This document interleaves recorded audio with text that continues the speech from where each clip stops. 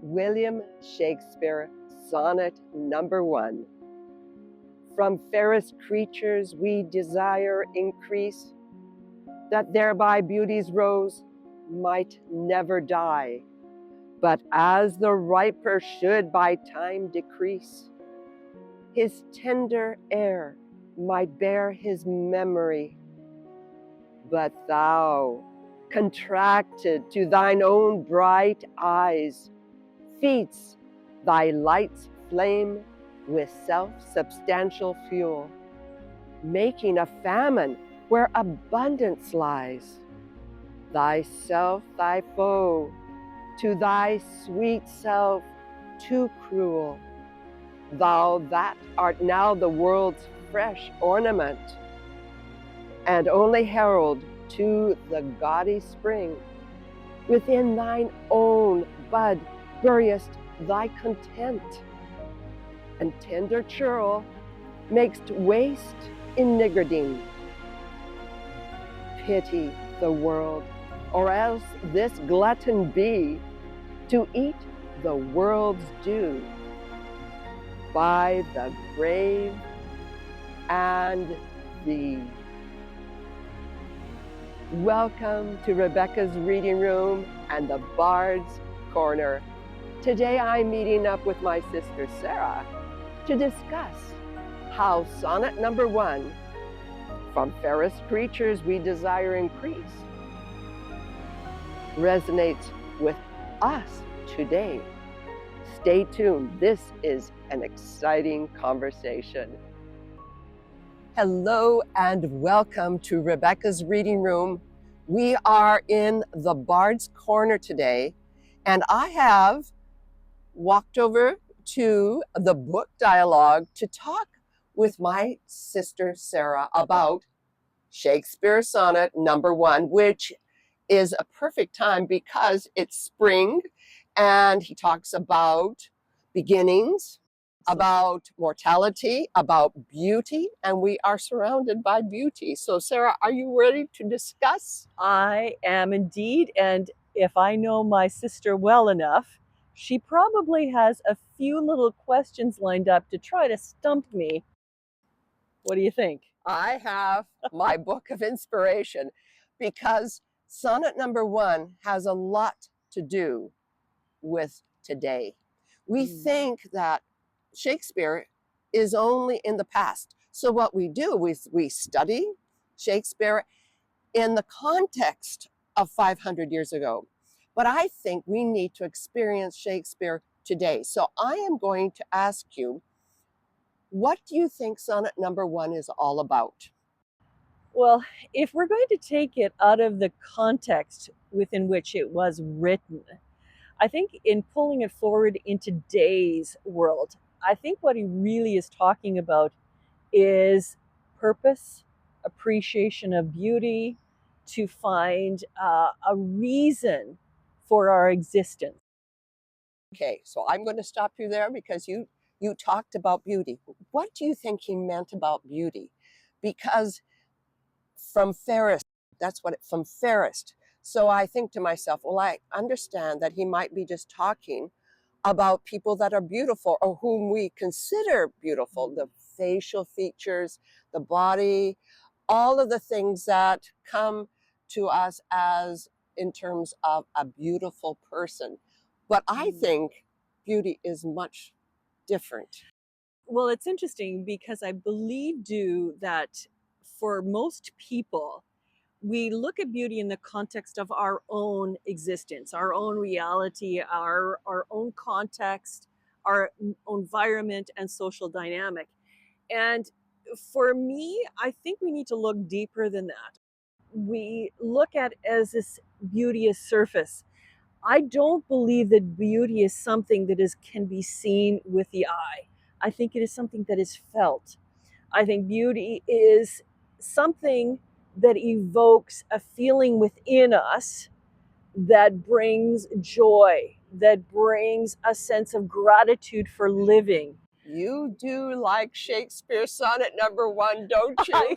I do, I do. And I believe what you are doing and how you want to bring it into our everyday context today is so important, because I think most people seem to see poetry as something that is a relic from old times. Well, this is not a relic from old times, because I'm going to actually add to that thought about how beauty can be seen. I believe that he considered beauty as the beauty of life, of living, and he encourages the youth to have children. Now, we don't have to have children to create beauty. I think that you can create beauty in every creative endeavor that we put our minds to. We right now always think about the legacy. What is our legacy? Now, Shakespeare was saying, why don't you recreate something that takes your beauty to the next generation? So, Sarah, you of all people in my life are exceptionally creative in what you do and how you think. I believe that you are leaving a legacy for your children, for the next generation, simply by engaging in enhancing your creative efforts today. Well, I think all of us do, to a degree. You certainly are as well. My sister is always an inspiration to me. We do love each other, and we think that we're the best. We are. I think that what you've hit on is actually very apropos. It is something that we can create from out of our own experience, out of our own joy of living, that can populate the world around us with beauty. Now, you do have to think a little about beauty being subjective. Well, I agree. And I want to add, before you go ahead and add any more about beauty, I want you to think about, are we being selfish if we don't share our creativity? We want a legacy. We consider that what we do means something for us today, but we also want to leave the world a little better because we have lived.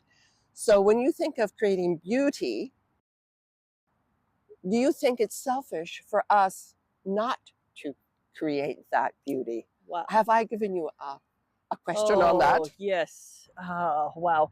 I think there is something that we need to hold in opposition with each other, to hold back on creativity because it doesn't, we aren't giving back to the world, or to be creative because we are selfishly wishing to express our own inner thinking. And what is being selfish in that context? Are we being selfish if we wish to express that which is within us, being motivated by that intrinsic value? Well, I'm going to say to you here, what happens when we say we're not creative and other people are more creative than us, so why bother? Because every contribution, whether it's a single act of kindness, a music, a painting, a story, does that give back to a better world?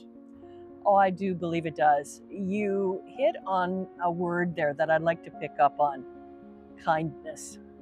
And there is tremendous beauty to be found in kindness. And that idea of creating beauty through acts of grace, acts of kindness, is not selfish. And when we are able to do that and create beauty for others, I think actually that is the complete opposite of selfishness. So, sonnet number 1 it's certainly one I think that we can come back to time and time again when we need a reminder of how important it is to be able to express that inner creativity, to create beauty in the world around us and beauty for others. I think that about sums up sonnet number 1. Thank you for joining us today. Thank you for being inspired by Shakespeare to experience it with us. Thank you, Sarah, for being with me today to share sonnet number 1 from fairest. I love this, from fairest. We see beauty, we can create beauty, and we can share beauty.